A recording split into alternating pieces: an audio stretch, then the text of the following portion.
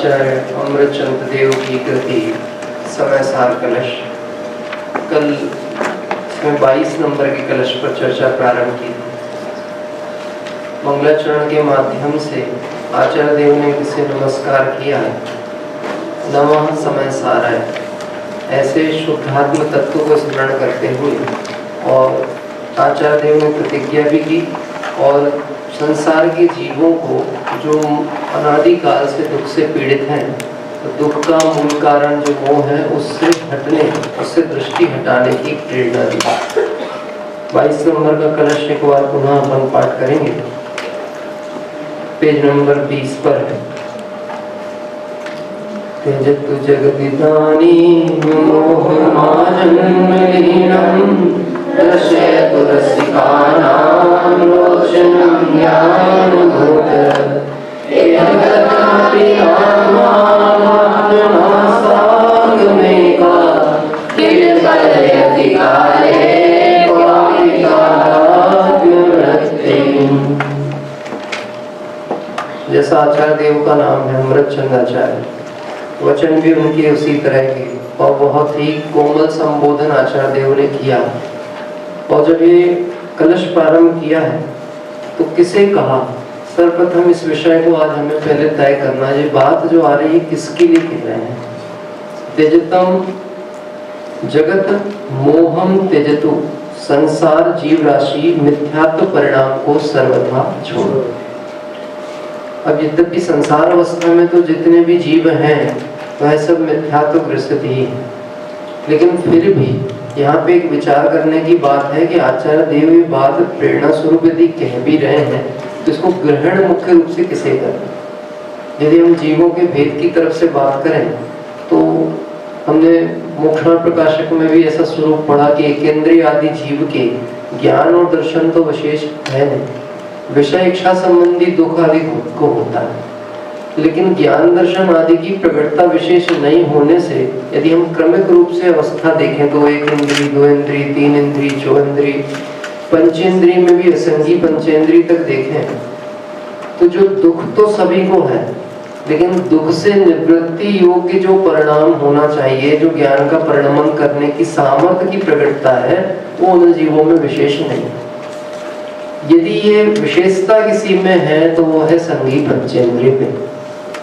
फिर बात आती है कि सिर्फ संगी पंचेंद्रिय की तरफ से बात आएगी कि संगी पंचेंद्रिय में भी कुछ ऐसे विषय जीवों की तरफ ज्यादा इंगित करती है बात, जिनके संगी पंचेंद्रिय पना होने के साथ साथ ज्ञान की भी विशेष प्रकटता है। कल भी ये बात मैंने कही थी कि जब भी आचार्य देव की किसी बात पे हम चर्चा करें, विचार करें, स्वाध्याय करें, मनन करें, तो सीधे बात आनी चाहिए ये बात सिर्फ और सिर्फ मेरे लिए कही गई है। किसके लिए कही गई है? किसके लिए कही गई है? जैसे अभी भरी सभा में यदि किसी व्यक्ति को नाम लेकर के हम संबोधन करें, उसकी तरफ बात करें, तो उसका उपयोग हमारे पे टिकेगा कि नहीं टिकेगा? टिकेगा। ऐसे यदि बात समझ में आए कि आचार्य देव ने लिखा तो है कि संसार जीव राशि मोह को अभी छोड़ो, तो संसार जीव राशि में हमको पता लग जाता कि जीव कितने हैं, वो अनंत हैं। उद्गल द्रव्य कितने हैं? अनंत हैं। तो ये जो बात कही गई है, इस बात को हम विस्तृत कर देते हैं। किसके ऊपर विस्तृत कर देते हैं? अरे ये बात तो सबके लिए कही, जबकि मुख्य बने बात किसके लिए कही गई। इसलिए निर्णय पहले कल बात में कहा था, यदि तुम्हें दुख लगता है, संसार से भयभीत हो, तो तुम सुख के प्रयास के लिए बात सुनोगे, समझोगे, करोगे, तब ये बात तुम्हारे जीवन में उतरने को तैयार हो। इसलिए आचार्य देव कहते हैं संसार जीव राशि मिथ्यात्व परिणाम को सर्वथा छोड़ो। मिथ्यात्व बैरी का अंश भी बुरा, ठीक है। और मूल में ये मिथ्यात्व एक ऐसी वस्तु है जो सर्व पाप, सर्व कषाय, सर्व विकारी परिणाम, संसार का मूल ही एक मिथ्यात्व है।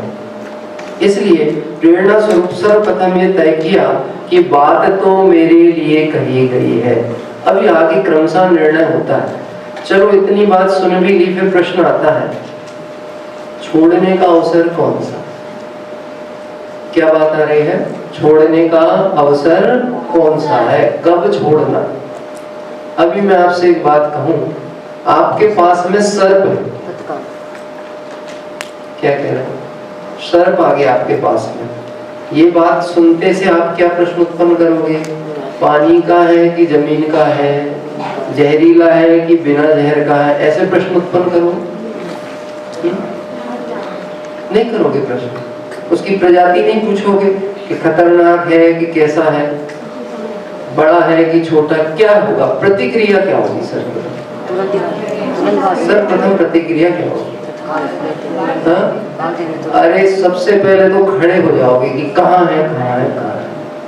इसका मतलब है उस सर्प के स्वरूप की हमें खबर है, और ये भय है कि यदि इसने काट लिया और मरण हो गया तो पर्याय छूट जाएगी।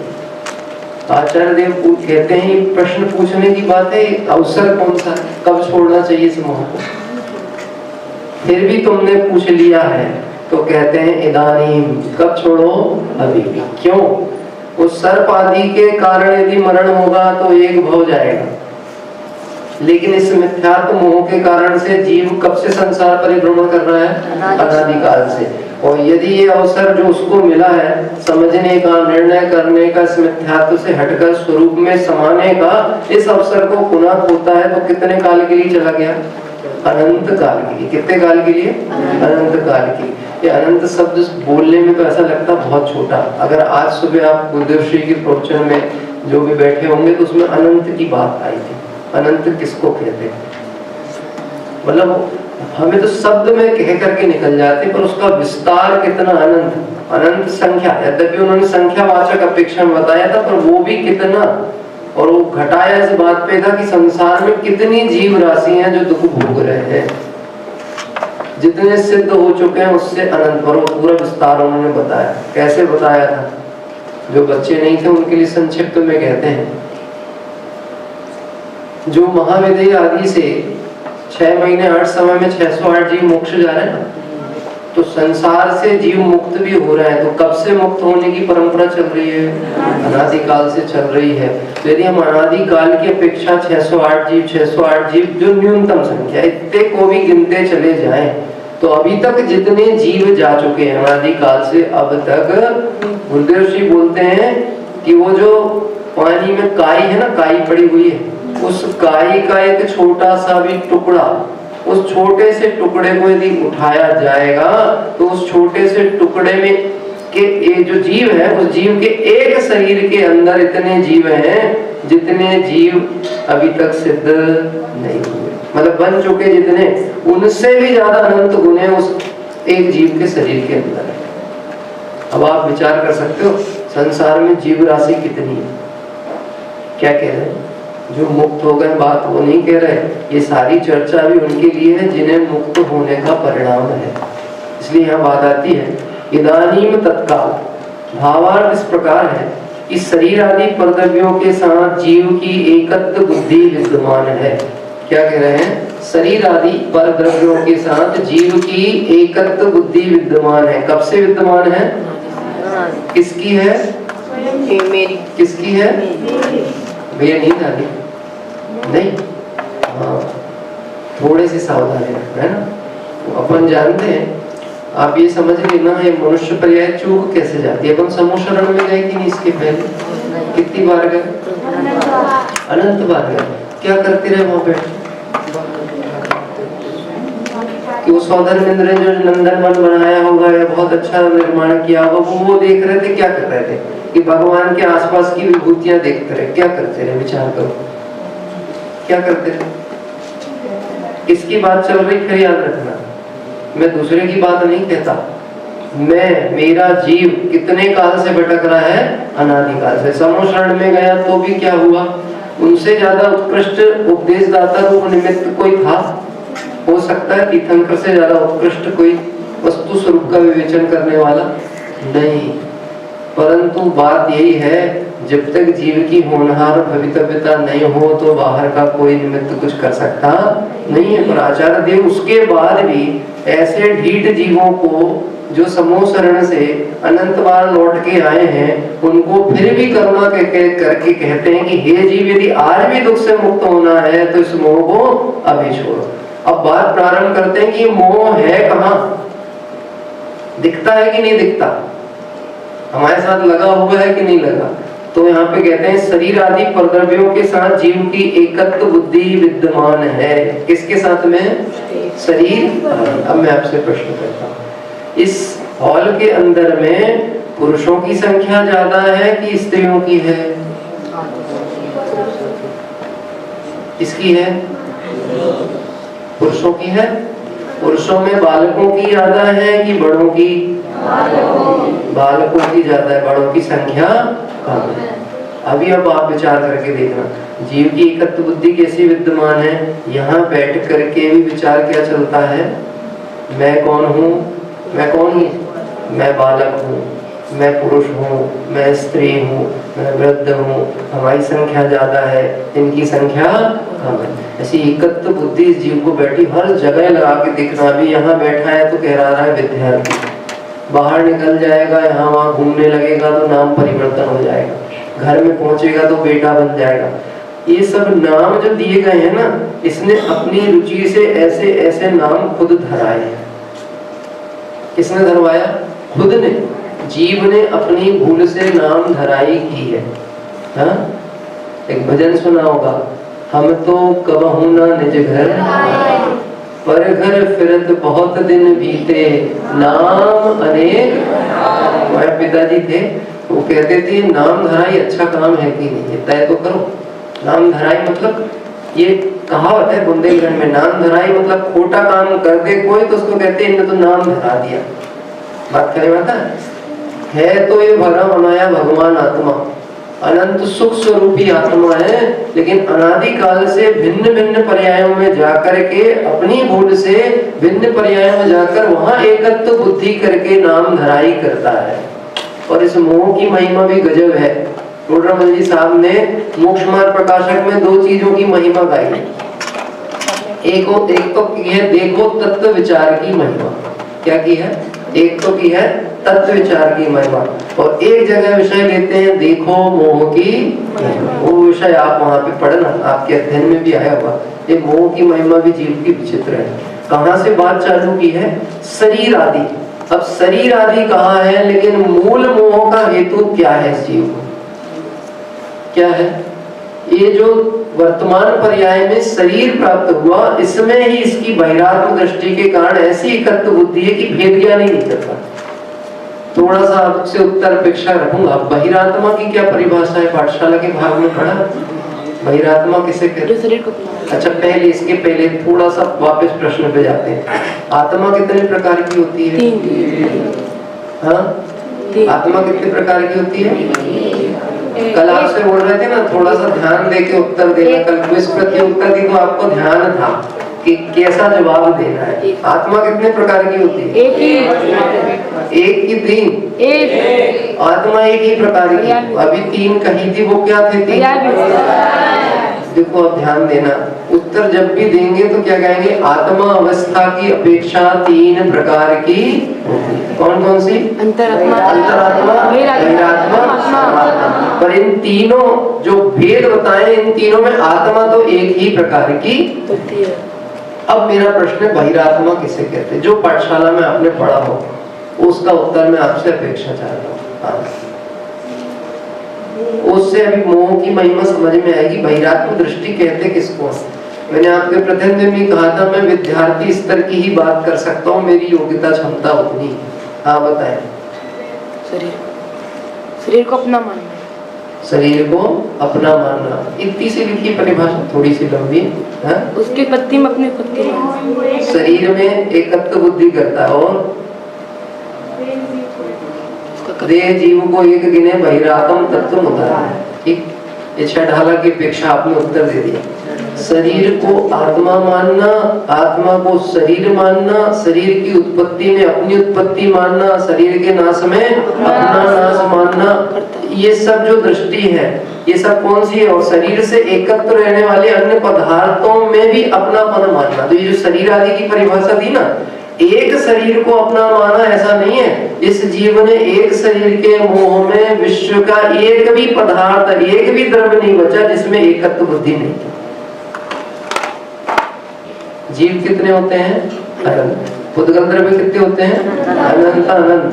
धर्म अधर्म आकाश और काल एक एक। ये तो संख्या अपेक्षा से देखा जाए तो वो भी असंख्यात प्रकार से है। अभी इसने एक जीव को के साथ एकत्व बुद्धि की, ऐसा नहीं। शरीर आदि शब्द डालो ना तो शरीर यानी पुद्गल में ये शरीर मेरा इतना नहीं है, शरीर से संबंधित अन्य समस्त पदार्थ। अब वो कितने हो सकते हैं?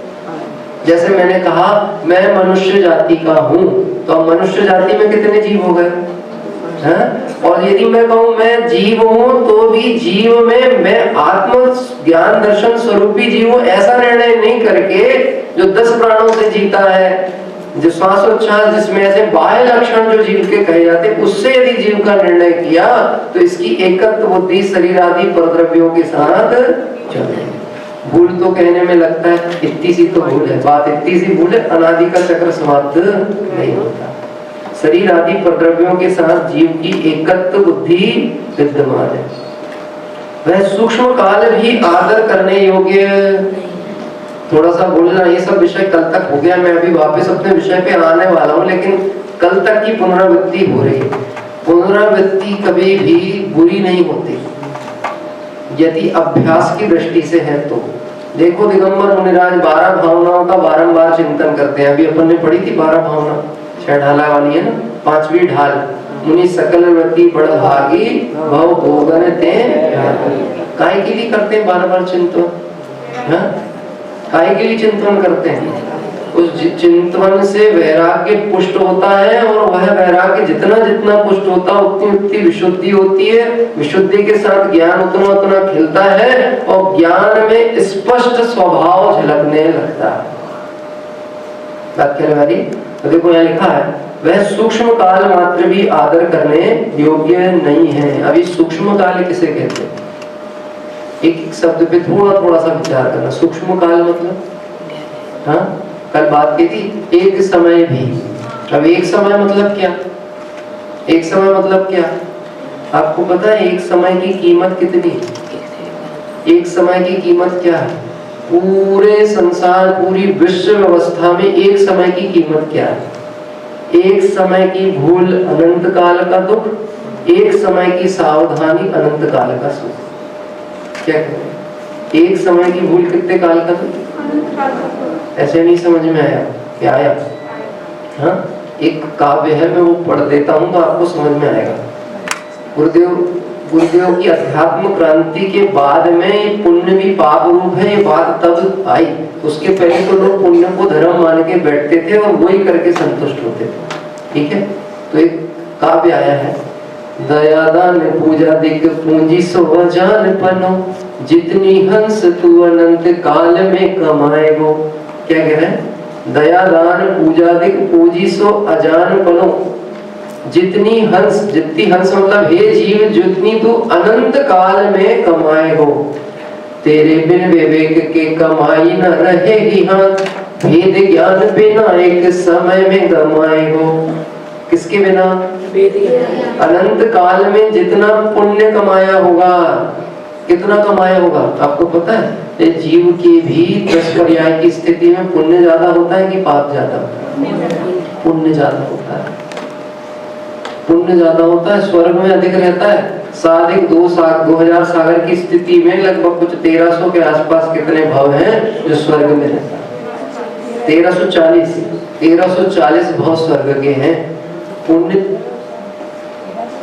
1360 है, 1340 में 1360 भव इतने पुण्य के परिणामों में स्वर्ग आदि में चला गया। लेकिन उसके बाद भी क्या कह रहे हैं? जितनी हंस तू अनंत काल में कमाएगो, तेरे बिन विवेक के कमाई न रहेगी हाथ, भेद ज्ञान बिना एक समय में गमाएगो। अमल अखंडित सहज शुद्ध चिदानंद, या के वणिज माही एक समय जो रमाएगो। किसकी बात की? किसकी बात की? भगवान की नहीं। अमल अखंडित सहज शुद्ध चिदानंद, अपने आत्मा में अमल अखंडित सहज शुद्ध चिदानंद, या के वणिज माही एक समय जो रमाएगो। तो मेरी बात मान प्रभु आपने प्रताप, एक समय की कमाई तू अनंत काल खाएगा। कितने काल खाएगा? किसकी मेहनत से, किसके आशीर्वाद से, किसकी कृपा से? जैन दर्शन में आशीर्वाद होता नहीं है। मुनिराज पिछी आशीर्वाद रखने के लिए नहीं रखते। क्या क्या व्यक्ति को तो ऐसी भ्रांति है कि वो बस मुनिराज ने हाथ रख दिया। तेरा मिथ्यात्व भी उतने गहरा गूढ़ है जैसे लोग गंगा में नहा के अपने पाप धुलना मानते हैं। दिगंबर धर्म पा लिया हो कोई पुण्य से तो कोई बहुत बड़ी बात नहीं। क्या कह रहे हैं? जब तक ये मिथ्यात्व का अंश भी रहेगा तब तक इस जीव का सुलटने के अवसर नहीं है। इसलिए आचार्य देव कहते हैं सूक्ष्म काल मात्र भी आदर करने योग्य नहीं। और इस जीव की एकत्व बुद्धि के भी दृष्टांत दिए। देखो कोई नई बातें नहीं है, सब अपने ज्ञान में विषय है, सिर्फ हम उस पर थोड़ा उपयोग लगाएं और विचार करेंगे तो बात समझ में आएगी। बाबू युगल जी साहब ने जो अपनी सिद्ध पूजन लिखी, उस सिद्ध पूजन में पूरा आप ये समझ लेना, कोई भी विद्वान जब कोई रचना करता है तो वो कोई काल्पनिक नहीं होती, वो कहीं ना कहीं उत्तरवर्ती आचार्यों विद्वानों के लिखे हुए साहित्य या रचनाओं या गाथाओं के आधार पे ही होती है। तो जितनी भी वो जो समय सार की समझ लीजिए उसमें पूरी झलक आपको देखने को मिलेगी सिद्ध पूजन। उसमें एक दो लाइनें उन्होंने डाली, दो दृष्टांत दिए हैं, बालकों को समझ में भी आएंगे और अच्छे भी लगेंगे और समझ में आएगा भूल किसका नाम है, वो इसके लिए वो बात कहते हैं। दृष्टांत उसमें दो आएंगे। नहीं देखा निज शाश्वत देव रही क्षणिका परे की प्रीत क्षम कैसे हो ये अपराध प्रकृति की यही सनातन। इसमें एक और पंक्ति आई है नहीं, किंतु पर सत्ता में प्रतिबद्ध कीर मरकट सी गहर अनंत अरे पाकर खोया भगवान देखा मैंने कभी बसंत। क्या कह रहे हैं? किंतु पर सत्ता में प्रतिबद्ध कीर मरकट सी गहर अनंत। दो दृष्टांत दिए, किस किस के? एक दिया है बंदर का और एक दिया है तोते का। किस किस ने देखा बंदर और तोते को? हा? सभी ने देखा है, चलो अच्छी बात है। यहाँ तो बहुत बंदर है, उनके दृष्टांत दिए। आप थोड़ा सा आचार्यों का दृष्टिकोण देखना, इस जीव को कितनी सरलता से बात ख्याल में आ सके वैसे दृष्टांतों का उपयोग हुआ है। हम लोग सोचते हैं कि हम कोई हाई लेवल की बात करेंगे तो शायद ऐसा लगेगा कि हाँ हमने कोई बहुत गहराई की बात निकाली होती है। जो बात वितरागियों की मार्ग की वो निष्प्रहता से होती है, वो किसी अपेक्षा को रख करके नहीं कही जाती। गुरुदेव जी में भी ये महान गुण था।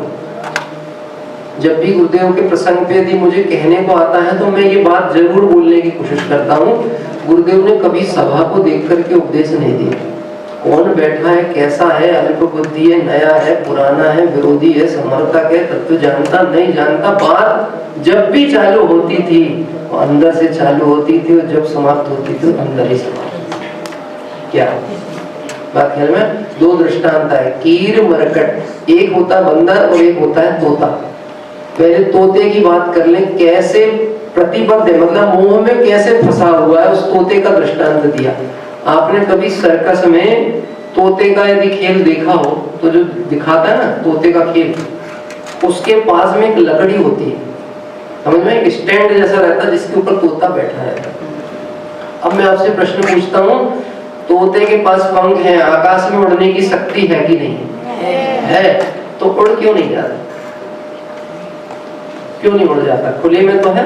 अभी तो सर्कस में, मतलब अभी पिंजड़े के अंदर की बात नहीं कहता, खुले में है ना उस समय, तो तब तो वो उसके ऊपर बैठा है, उड़ जाए तुरंत, क्यों नहीं उड़ पा रहा? पता है, उसके अनादि संस्कार के कारण उस वर्तमान पर्याय में ऐसी एकत्व बुद्धि तन्मयता है, ऐसा मोह परिणाम है, वो ये मान के बैठा है जिस डंडी पे मैं बैठा हूँ इस डंडी ने मुझको पकड़ रखा है। उसको कहते हैं नलिनी। उसको शब्द क्या कहते हैं? वो जो लकड़ी होती है ना सर्कस में भी, वो एक नहीं होती है, एक लकड़ी के ऊपर एक पाइप और होता है, उस पाइप के ऊपर उसको बैठाला जाता है। क्या कह रहे हैं? इसलिए बैठाला जाता है कि वो हिलती रहती है थोड़ी, और वो हिलती है तो उसको ये लगता है मैं गिर जाऊंगा, तो जोर के पकड़ के उसको बैठा रहता है। किसको? वो पाइप। तो ऐसे ही पिंजड़े के अंदर भी यही व्यवस्था होती है। तो पिंजड़े में जिस डंडी के ऊपर वो बैठा है वो घूम जाती है गोल गोल, तो ये घूम के उल्टा लटक जाता बार बार। अब उस समय यदि पिंजड़े का गेट खुला भी हो तो उड़ के बाहर जाएगा। किसने पकड़ के रखा भाई? किसने पकड़ के रखा? किसी ने नहीं पकड़ के रखा। दूसरा दृष्टांत आता बंदर का। छत पे अनाज सूख रहा था और अनाज को सूखने के बाद में सूख गया तो एक छोटे से घड़े में सुराही होती थी पहले के समय में, जिसका छोटा मुंह होता था, उसमें भर दिया। अभी पहले बंदर ने देखा कि मालिक यहाँ वहां घूम रहा है तो उस समय नहीं आया, इतनी अकल तो है, ठीक है। लेकिन उसके बाद में जैसे ही मालिक की दृष्टि यहाँ वहां हुई, आया और उसमें चने थे तो चने के लिए हाथ डाला और जैसे ही निकालने की कोशिश किया तो मटके ने, सुराही ने उसका हाथ पकड़ लिया और इधर से वो मालिक ने देख लिया तो लकड़ी लेकर मारने को, भगाने को आ रहा। अब ये बहुत आकुलित है, बहुत दुखी है। किस बात से दुखी है? किस बात से दुखी है? मारने आ रहा है इस बात से दुखी है। एक तो वो है ज्ञान में, लेकिन मूल दुख क्या है? ये इसने पकड़ लिया। किसने पकड़ लिया है? वो सुराही ने उसको पकड़ लिया। अब मैं आपसे प्रश्न पूछता हूँ, सुराही ने पकड़ा है कि इसने सुराही को पकड़ा?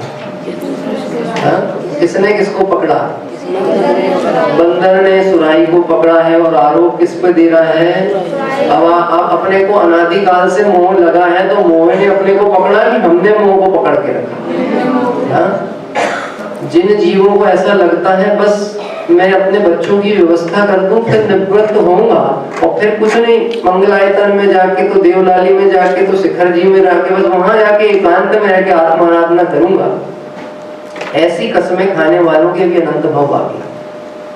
क्या क्योंकि इसकी मोह की दशा ऐसी है, जैसे जैसे इसकी आयु बढ़ती है, नाटक समय सार में ऐसा लिखा, जैसे जैसे इसकी आयु घटती है इसका मोह बढ़ता चला जाता। कभी कल्पना करके देखा, दादाजी के छोटा नाती पोता घर में हो और वो दादाजी की मूंछ पकड़े, कान पकड़ के खींचे और कभी कभी तो एक दो हाथ जमा भी दे गाल के ऊपर, तो बुरा लगता है कि नहीं लगता? दादाजी क्यों नहीं लगता था? मालूम क्या कहते हैं? अरे वो तो लाड़ कर रहा, उसको अकल थोड़ी ना, उसको ये थोड़ी ना मालूम है कि ऐसे नहीं मारना चाहिए। सच कह रहे, उसे अकल नहीं है, पर तुझे भी कहाँ अकल है? क्या कह रहे? तुझे समझ में आ रहा है तेरी मोह की महिमा है? वो कह रहा है कि तेरे आपके जीवन का इतना समय बीत गया, देखो कितने मुनिराज थे जो संसार शरीर भोगों से विरक्त होकर दिगंबरी दीक्षा अंगीकार करके चले गए, तुम अभी भी बैठे हो हमारे लात जूते खाने के लिए। क्या कह रहे? बात कह रहा था, देखो और दृष्टिकोण हो तो संसार में चारों तरफ वैराग्य की धाराएं बह रही। किसी ने ऐसा प्रश्न पूरी गुरुदेव श्री के समक्ष भी रखा था। गुरुदेव श्री जितने प्रथमानियों के पुरुषों की बातें हम सुनते हैं, महापुरुषों की बात सुनते हैं, उनके लिए तो ऐसे निमित्त उपस्थित हो गए थे ना कि वैराग्य हो जाए। कल रात में भी दिए थे बच्चों ने कि नेमिनाथ को ऐसे वैराग्य हुआ, इनको ऐसे वैराग्य हुआ, इनको ऐसे वैराग्य हुआ। हमारे लिए कहाँ कोई आता है? पशुओं को समझाने के लिए भावलिंगी दिगंबर संत मुनिराज आकाश मार्ग से उतर के जाते हैं, हमको कोई समझाने नहीं आता। गुरुदेव श्री कहते हैं, भैया तेरी देखने की दृष्टि खोटी है। पूरा संसार ही वैराग्य सिंधु से लहरा रहा। सारा संसार का स्वरूप कैसा है? वैराग्य स्वरूप, वैराग्य स्वरूप। कल्पना करके देखो, मैं बहुत प्रैक्टिकल बात आपसे कहता हूँ। पर्युषण पर्व का बहुत परम पवित्र दिवस चल रहा है। जिनवाणी की साक्षी में अपने हृदय पे हाथ रख के जवाब देना। जब हम इस प्रांगण में यहाँ से वहां जाते हैं तो क्या हमारे हर कदम उठने के पहले हमारे परिणाम ऐसे होते हैं कि हम अगला कदम रखने के पहले कोई जीव मेरे पैरों के नीचे ना जाए, इतनी सावधानी रहती है कि नहीं रहती कि नहीं रहती? उपदेश पच्छंदी होने के लिए नहीं दे रहा हूँ, एक बात ध्यान रखना। अब चाहे आप एक आसन करो, चाहे उपवास करो, चाहे व्रत करो, चाहे तप करो, लेकिन आपकी जो प्रमाद जनित हिंसा है, प्रमाद जनित परिणति है, ये निरंतर महापाप का बंध का हेतु है। क्या कह रहे हैं? मत करो आपसी चर्चा, मत करो। हाथ में टॉर्च लेकर चलो यदि मजबूरी में आना पड़ता है, नहीं तो फिर देख करके चलो। ये वो जीव हैं जिन्होंने एक समय के अवसर को खोया है, अनंत काल को, उनको मनुष्य पर्याय मिलना दुर्लभ है। तो तुम्हें मिली है तो तुम्हारी सावधानी है, इन पे भी करना करो और अपने आप पे करना करो। ये आचार्य देव सूक्ष्म काल मात्र आदर करने योग्य नहीं है, शरीर आदि परद्रव्यों से एकत्व बुद्धि को छोड़ो। क्या कह रहे हैं? अब कोई कहे यहाँ शरीर आदि से एकत्व बुद्धि की छोड़ने की बात में आपने कहां से करुणा की बात ले आई? हे जीव, तूने इस शरीर से एकत्व बुद्धि करके अपनी आत्मा को अनंत काल से सजा दिया, किसी दूसरे का बुरा नहीं किया। बात ख्याल में आती? इसीलिए अवसर अब सब तरफ से पका। ये बोला ना आचार्य ने, ऐसी अवसर किस समय छोड़ना है? अभी छोड़ो, अब इससे अच्छा अवसर पुनः मिलना नहीं। आगे कहते हैं, पहले तो दृष्टांत समझ में आ गया। भूल किसकी थी? तोते की थी और बंदर की थी, और मानता किसकी थी? दूसरे की। किसकी मान के चल रहा था? दूसरे की। ऐसे ही यहाँ विचार करना, अनादि काल से यदि ये जीव संसार में है, दुखी है, संसार में रगड़ रहा है, सुखी होने का स्वरूप है, सुख स्वरूपी होने के बाद भी सुख की झलक यदि से नहीं दिख रही है, तो किसकी भूल से? मेरी स्वयं की अपनी भूल से। महावीर भगवान की एक शिक्षा है, सब जीव अपनी भूल से दुखी हैं और अपनी भूल सुधार कर सुखी हो सकते हैं। ठीक, भगवान महावीर जैसे इतने बड़े कहना चाहिए तत्व के विज्ञ केवल ज्ञान स्वरूपी आत्मा, तो थोड़ी ऊंची बात करनी चाहिए थी ना। कितनी सरल सी बात लिख दी, सब जीव अपनी भूल से दुखी हैं, अपनी भूल सुधार के सुखी हो। हाँ, कौन से वाले भगवान अच्छे हैं जो कह रहे मेरे पास आ जाओ, मैं तुम्हारे दुख दूर कर दूंगा? वो भगवान अच्छे हैं या वो कहते हैं तुम मेरे पास नहीं आओ, तुम स्वयं सुख स्वरूपी अपनी आत्मा को देखो? बोलो, कौन परम उपकारी है? वीतरागी भगवंत परम उपकारी हैं, जो तुम्हें तुम्हारी सामर्थ्य का ज्ञान कराते हैं। आचार्य भगवंत परम उपकारी हैं, वो कहते हैं हे जीव, इस मोह को अभी छोड़ो, सुख तुम्हारे सामने है। क्या कह रहे हैं?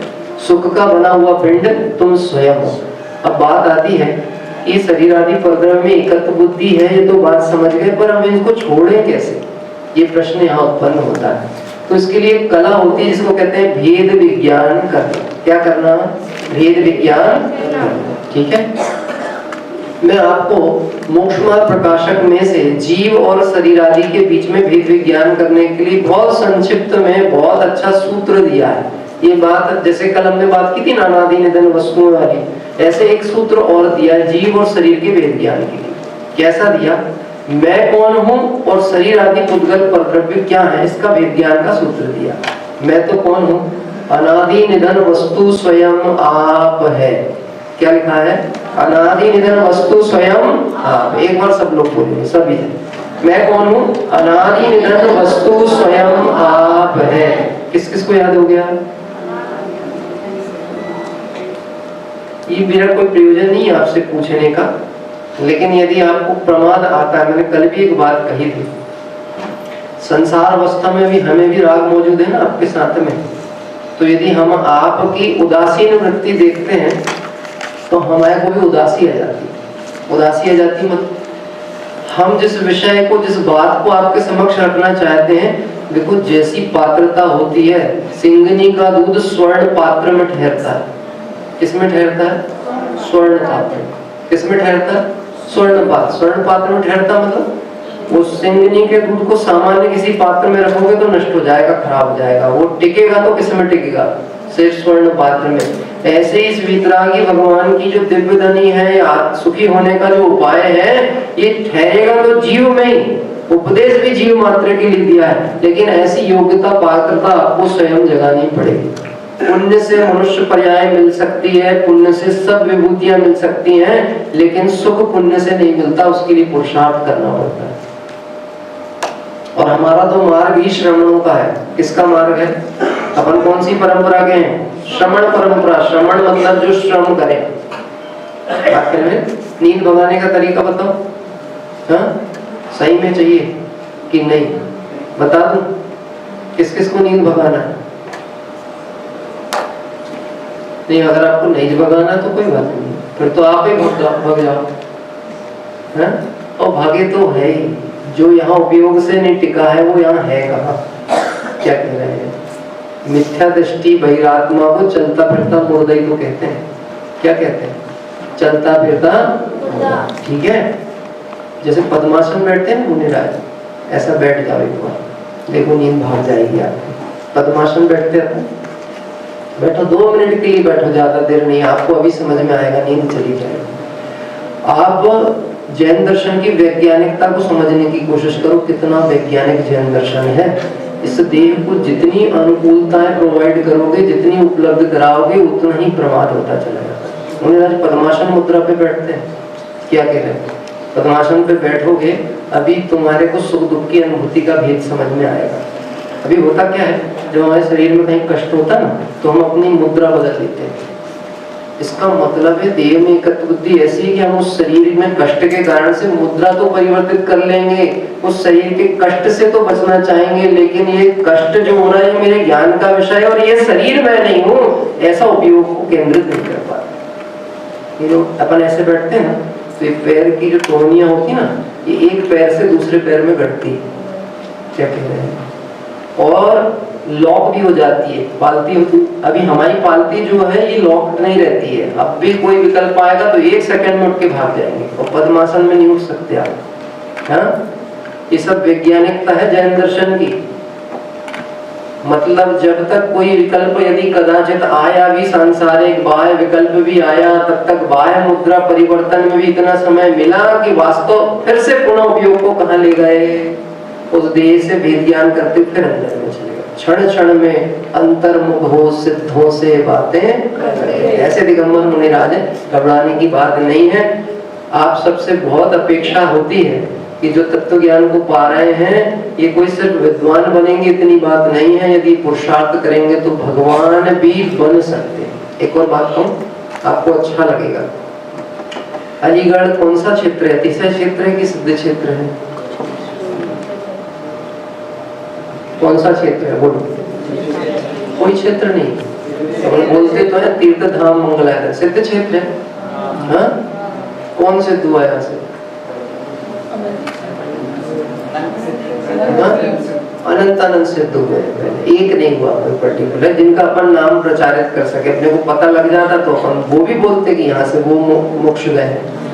अब मैं आपसे एक प्रश्न पूछता हूँ, यदि मैं प्रतिज्ञा कर लूं कि मैं इस क्षेत्र को, जो अभी एक सामान्य क्षेत्र कहलाता है, मैं चाहूं तो इसको सिद्ध क्षेत्र बना सकता हूं, नहीं बना सकता? बना सकता हूं कि नहीं बना सकता? बना सकते हैं। अतिशय क्षेत्र नहीं बना सकते आप, और सिद्ध क्षेत्र बना सकते। बात समझना ध्यान से। अतिशय क्षेत्र क्यों नहीं बन सकता? अतिशय क्षेत्र उनको नहीं कहते जहां से जमीन में से कोई मूर्ति निकल जाए तो कहीं पे क्या कहते, छत्र घूम गए तो चमर ऐसा हो गया तो हो गया। तो दुनिया जिसको अतिशय मान के अतिशय क्षेत्र कहती है, यहाँ तो भूत भग जाते, ये अतिशय नहीं है। अतिशय क्षेत्र उन्हें कहा जाता है जहाँ पे किन्हीं तीर्थंकर के कम से कम 3 कल्याणक हुए, ठीक है। और सिद्ध क्षेत्र किसे कहते हैं? जहां से एक जीव भी सिद्ध दशा को प्राप्त कर गया हो उसको सिद्ध क्षेत्र। मालूम हमारे से उत्तर क्यों नहीं निकलता अंदर से? हमारे पास बहुत ज्ञान है और हमारा ज्ञान तुरंत वहां पे नेगेटिव बनाता है। वो कौन सी चीज पे ले जाता है? पंडित जी ने बोल तो दी हम इसको सिद्ध क्षेत्र बना देंगे, लेकिन पंचम काल में कैसे बनाएंगे? अभी तो हम भगवान बन ही नहीं सकते। बात आती ध्यान में, है कि नहीं? इसका मतलब है हम संसार में तो रह सकते हैं पंचम काल में, लेकिन भगवान नहीं बन सकते, इसलिए भगवान बनने के मार्ग का प्रारंभ भी नहीं करेंगे। बात क्या है? ये बात इसके लिए नहीं कही गई है कि पंचम काल में मार्ग खत्म हो गया। इस पंचम काल में जीवों के परिणाम ही इतने हीन हैं, इतने हीन पुण्य परिणामी जीव होते हैं कि वो पुरुषार्थ ही नहीं करना चाहते। यदि पुरुषार्थ करें तो आज भी मोक्ष का मार्ग तो खुला हुआ ही है। क्या कह रहे हैं? आज भी खुला हुआ है। इसलिए थोड़ा सा समझने की आवश्यकता है कि हे जीवों, अनादि काल से मोह तुम्हारे साथ लगा है। अब कहते हैं शुद्ध चैतन्य वस्तु को स्वानुभव प्रत्यक्ष से आस्वाद करो। अब इस मोह को जीतना ना, तो अभी हाँ अपन सूत्र पढ़ रहे थे, अनादि निधन वस्तु स्वयं आप है। पहली बात क्या थी? अनादि निधन वस्तु स्वयं आप है। आप है मतलब कौन? पंडित जी हैं। मैं बोलूंगा तो आप है और आप बोलोगे तो मैं हूं, ऐसा नहीं। अभी क्या लेना है? अनादि निधन वस्तु स्वयं मैं हूं, पर बोलने में क्या आता है? समझ लो, इस दुनिया में जो सर्वोत्कृष्ट वस्तु है उसको रिस्पेक्ट देने की बात है। और वो सर्वोत्कृष्ट पदार्थ कौन है? देखो दुनिया में कभी भी आपके पाप तब तक नहीं छूटेंगे जब तक आपको अपनी प्रभुता की खबर नहीं आएगी। जब तक पर्याय दृष्टि होगी तब तक पर्यायों में जाना भी पड़ेगा और अपराध और पाप होते रहेंगे। लेकिन जिस दिन ये बात खबर में आएगी मैं कौन हूँ, मैं स्वयं भगवान हूँ, भगवान जैसी प्रभुता का स्वामी हूँ, उसी समय में मोह एक समय को भी टिकने वाला। ठीक है, अनादि निधन वस्तु स्वयं आप है। और कैसा है, 3 लक्षण वहां पे घटा है। ठीक है, अमूर्तिक प्रदेशों का पुंज, गलती मुझसे हो गई, अमूर्तिक प्रदेशों का पुंज है, प्रसिद्ध ज्ञानादि गुणों का धारी है और अनादि निधन वस्तु स्वयं। 3 बात। पहली बात क्या है, मैं कैसा हूँ, अमूर्तिक प्रदेशों का पुंज हूँ। पहला कैसा हूँ, अमूर्तिक प्रदेशों का पुंज हूँ, प्रसिद्ध ज्ञानादि गुणों का धारी हूँ, और तीसरी बात अनादि निधन वस्तु स्वयं आप हूँ। और ये जो हमारा पड़ोसी है शरीर, ये कैसा है, मूर्तिक पुद्गल प्रदेशों का पिंड है। क्या है, मूर्तिक पुद्गल प्रदेशों का पिंड है, प्रसिद्ध ज्ञानादि गुणों से रहित। दूसरा लक्षण क्या है, प्रसिद्ध ज्ञानादि गुणों से रहित है और नवीन संयोगी है। तीसरा क्या लक्षण है, नवीन संयोगी। अब ये जो 2 लक्षण भेद किए गए, इस लक्षण भेद से निर्णय कर लेना कि जीव एक भिन्न वस्तु है और ये शरीर आदि पुद्गल पदार्थ जो है ये भिन्न वस्तु है। तो मैं कैसा हूँ, अनादि निधन। कैसा हूँ, सबसे पहली बात अमूर्तिक प्रदेशों का पुंज हूँ। आत्मा दिखती कि नहीं दिखती भैया, हाँ? आत्मा देखे कि नहीं आप लोगों ने कभी, नहीं देखे, कभी नहीं देखे। अरे ऐसे नहीं देखे होंगे, टीवी में तो देखे होंगे कि नहीं देखे होंगे, हाँ? जैसे जैन दर्शन की खबर नहीं होगी उसको भटकती हुई आत्माएं बहुत दिखेंगी और दुनिया में दिखाई भी जाती है, नहीं दिखाई जाती। कभी देखा होगा, कहीं टीवी पिक्चर में देखने में आ गया होगा कैसी चलती है आत्मा, नहीं देखे। अगर हाथ में मोमबत्ती ली है और पूरी सुसज्जित, पूरी व्यवस्थित ब्यूटी पार्लर से तैयार होके आई और फिर उसके बाद में अंधेरे में ऐसी भटकती हुई चली जाए, और फिर कभी कभी ऊपर उड़ जाएगी, कभी इधर पहुंच जाएगी। आप विचार करके देखना, स्वरूप की खबर नहीं होती है, भय क्यों होता है? इस बात का ही तो भय है, वहां कोई है, वहां कोई है, वहां कोई है। तो कौन है? बोले साहब कोई आत्मा भटक रही है। जिसे आत्मा का स्वरूप खबर नहीं, जिसे अपने स्वरूप की खबर नहीं, उसके भय का कभी अभाव हो सकता नहीं। तो बात क्या कह रहे हैं, अमूर्तिक प्रदेशों का पुंज है। आत्मा दिखने वाली नहीं है लेकिन अनुभव में प्रति समय आने वाली वस्तु। अमूर्तिक प्रदेशों का पुंज, प्रसिद्ध ज्ञानादि गुणों का धारी। इस जीव का मुख्य लक्षण क्या है? ज्ञान दर्शन आदि। कब से है? अनादि से। अभी जो मैं बात आपसे कह रहा हूँ, आपको यदि बात समझ में आ रही है तो किसके कारण से आ रही है? क्योंकि आपके अंदर में क्या मौजूद है? कौन सा गुण चल रहा है? ज्ञान नाम का गुण विलसित हो रहा है प्रति समय, इसलिए आपको अनुभव में आ रहा है। और प्रसिद्ध ज्ञानादि गुणों का धारी है, अनादि निधन वस्तु स्वयं आप है। बोलो, मृत्यु का डर लगता है कि नहीं लगता? आत्मा मरेगा कि नहीं मरेगा? है? उम्र क्या है बेटा आपकी? हाँ, क्या एज है? अनादि अनादि। अच्छा, मार्कशीट में स्कूल में क्या लिखा है था जाके? हाँ, 13 साल लिखाई थी। किसकी लिखा दी थी गलती से? तो बताना था ना वहां जाके, मैं तो अनादि अनंत हूँ। हाँ? कभी स्कूल के टीचर पूछे तुम्हारा नाम क्या है, तुम बोलो मैं शुद्धात्म है मेरा नाम। हाँ? अभी क्या कर रहे थे? उधम मचा रहे थे और फिर बोले क्या कर रहे थे? बोले मातृ जानना मेरा। कहाँ से आए हो? यहीं के रहते हो, बाहर के हो? बोले मुक्ति बुरी है मेरा। तुम्हारे पिताजी कौन है? मेरा कोई पिता नहीं है। क्या करेगी बताओ, क्या करेगी? हाँ? दंड देगी, क्योंकि तुम्हारी बात उसको समझ नहीं आई। ऐसे इस जीव को जब तक वितरागी भगवंतों की बात समझ में नहीं आएगी, इसके दंड मुक्त होने का कोई अवसर। ठीक है, बोल दिया तो नहीं, सावधानी थी तो कह दिया मैं अनादि निधन हूँ। ठीक है, लेकिन मैं ईमानदारी से आपसे प्रश्न पूछता हूँ, जब कोई व्यक्ति आपको बर्थडे का विश करता है, जन्मदिन की शुभकामनाएं देता है, तब भेद ज्ञान होता है इस देह से भेद ज्ञान का अवसर पनपता है कि उस समय आनंद की अनुभूति होती है। अच्छा, किस उम्र तक जन्मदिन मनाना चाहिए? मोह को छोड़ने की बात है ना, किस उम्र तक जन्मदिन मनाना? अभी मैं जब यहाँ आ रहा था पर्युषण पर्व में, उसके 2-4 दिन पहले किसी मुमुक्षु भाई ने, जिनकी 75 इयर्स एज कंप्लीट हुई थी, उनका जन्मदिन मनाया। क्या मनाया? जन्मदिन। और मुझे फोन किया कि भैया वो कल जन्मदिन के उपलक्ष्य में विधान है, तो आपको विधान करवाने के लिए, मतलब आप आते तो हो, पर कल थोड़ा जरा अच्छे नए भजन लेना। बोले साहब क्या? बहुत बढ़िया भजन लेना, जितने मेहमान आ रहे हैं सब खुश हो जाए, सबको आनंद आ जाए। देखो, मेरी थोड़ी सी पद्धति कहने की और सोच थोड़ी अलग ढंग की है। मैं जहां तक होता है एकदम स्पष्ट कह के व्यक्ति को समझा देना चाहता हूँ। तो मैंने उनसे कहा, आप इस भ्रम में क्यों थे मैं आपके लिए भक्ति गाता था? आप ऐसा क्यों मानते हो कि मैं आपके जगत जनों को प्रसन्न करने के लिए भक्ति गाऊंगा कहूंगा? मेरा यदि भक्ति गाने का अभिप्राय है तो वो वितरागी भगवान को देख करके होता है। मैं भक्ति लिखता भी हूँ तो उनके गुणों को स्मरण करके लिखता हूँ, गाता भी हूँ तो उनके लिए गाता हूँ। और मुझे एक बात, प्रश्न आपसे मैं चाहता हूँ। मैंने कहा, एक तो आप ये निश्चित समझो कि मैं कल आपके विधान में नहीं आने वाला, पहले उत्तर। दूसरी बात, मैंने कहा मैं आपसे पूछना चाहता हूँ कि 75वीं जन्म जयंती जिसको हम कहें, जन्म दिवस, ये मनाने के लिए जो विधान आप कर रहे हो, उस विधान का अभिप्राय क्या है? बात ख्याल में आ रही? क्या पूछा मैंने? ये विधान का किस उपलक्ष्य में विधान किया? कि बोले जन्मदिन के उपलक्ष्य में। मैंने कहा क्या चाहते हो भगवान से आप? बोलो आप। नहीं बोले हम तो कुछ नहीं चाहते, वैसे ही कर लिया कि धर्म से अपन धर्म के रूप में उस दिन को मनाएंगे। मैंने कहा देखो, ये मायाचारी की बात तुम दो लोगों से नहीं छुपा सकते, एक वितरागी भगवान से और एक अपनी आत्मा से। मुझसे छुपा भी लोगे तो कोई दिक्कत नहीं है। क्या है? क्योंकि उसके बाद में, वो जन्मदिन के बाद में उनके घर में शाम को पार्टी भी थी बहुत बड़ी, जिसमें समाज के लोगों को बुलाया था।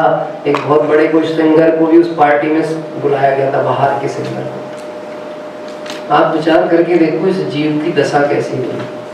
75 वर्ष की आयु हो गई, और 75 वर्ष की आयु में भी यदि वो धर्म करने का परिणाम लाता है तो इस निमित्त से लाता है कि हे भगवान, जो मेरी आयु एक तो लंबी हुए और बची आयु में बिल्कुल आनंद के साथ हर साल का जन्मदिन मनाऊं। लेकिन मैं इस देह से भिन्न ज्ञायक तत्व हूँ, ये देह की एकत्व बुद्धि मेरे लिए अनादि से दुख का हेतु है, मैं इससे वेद ज्ञान नहीं करूंगा। बात क्या है? इसलिए ज्ञानी का कर्तव्य होता है कि या तो वो उसको समझाए, और नहीं समझता है तो ताकि होनहार विचार करके हमको तो परिणाम में समता धारण करना चाहिए। देख के कसाई तो नहीं होना, पर समता धारण करना कि देखो जीव की दशा कैसी होगी। ये बात कह के मैं आपको भी एक बात संकेत देना चाहता हूँ। ऐसा नहीं सोचना कि बेटा हमारी उम्र छोटी है इसलिए हम लोग तो अभी मना सकते, हमको तो मनाना चाहिए। आप तत्व ज्ञान की उस धारा में अब आ चुके हो कि 8 साल से ऊपर वाला सम्यक दर्शन प्रकट करने की पात्रता वाला है। बोलो यहाँ सब 8 साल से ऊपर वाले हैं कि छोटा है कोई? 8 से छोटी उम्र है? 8 से तो ऊपर साल के ही ना सब 8 ईयर्स से तो ज्यादा ही एज के हैं कि नहीं है? तो सम्यक दर्शन की पात्रता है कि नहीं हमें? है। प्रकट कर सकते हैं कि नहीं कर सकते? कर सकते हैं। जिसमें सम्यक दर्शन की पात्रता प्रकट करने की है, उस जीव को इस मोह को इसी समय छोड़ना चाहिए। क्या करें? ये नहीं समझना कि ये बात किसी दूसरे के लिए, बड़ों के लिए चल रही, हम तो अभी छोटे हैं, ऐसा नहीं। जो पात्रता योग्यता जगाएगा, देखो कैसे कैसे प्रथमानियों में मुनिराजों के दृष्टांत आते हैं। ऐसे मुनिराज हुए जिन्होंने कभी वस्त्र धारण ही नहीं किया, जन्म से नग्न थे और दिगंबरी दीक्षा अंगीकार की और मोक्ष को पधारे। कितने ही 8 वर्ष की उम्र में, 11 वर्ष की उम्र में ही दिगंबर दीक्षा अंगीकार कर ली। देखा देखी नहीं, पर वास्तव में अंतर में सुख की अभिलाषा थी, सुख स्वरूपी आत्मा दृष्टि में आया, इसलिए उसके बल से ऐसा महान कार्य हो गया। अब आचार्य देव कहते हैं, हे जीव, यदि इस मोह को छोड़ना चाहते तो शुद्ध चैतन्य वस्तु को स्वानुभव प्रत्यक्ष रूप से आस्वादन करो। रस पीना अच्छा लगता है कि नहीं लगता? कौन सा रस पसंद है? बोलो। नहीं, अभी हर चीज का उत्तर ना धर्म से नहीं दिया। ये बहुत बड़ी हमने भूल हो गई, गलती, किस बात को किस अपेक्षा से पूछा जाता है, उस अपेक्षा से उत्तर देना चाहिए। हम लोग बोलना बहुत ऊंचा सीख गए, आओ भगवान चाय पी लो, क्या और भगवान कैसा क्या चल रहा है, ये इसके लिए भगवान आत्मा सिखाया था गुरुदेव श्री ने तुम्हें, है? बोलो ऐसी भ्रांति, ऐसे जीवन में कमी है कि नहीं? अपने अंदर भी ऐसी होती, बात तो ऊंची करे और चिंतन नहीं करे, स्वरूप चिंतन नहीं करे, जैसे कथन से तो कुछ होने वाला नहीं है। हाँ, जिन आज्ञा भंग होगी और जिन शासन का उपहास होगा उसका महापाप का बंद अवश्य होगा।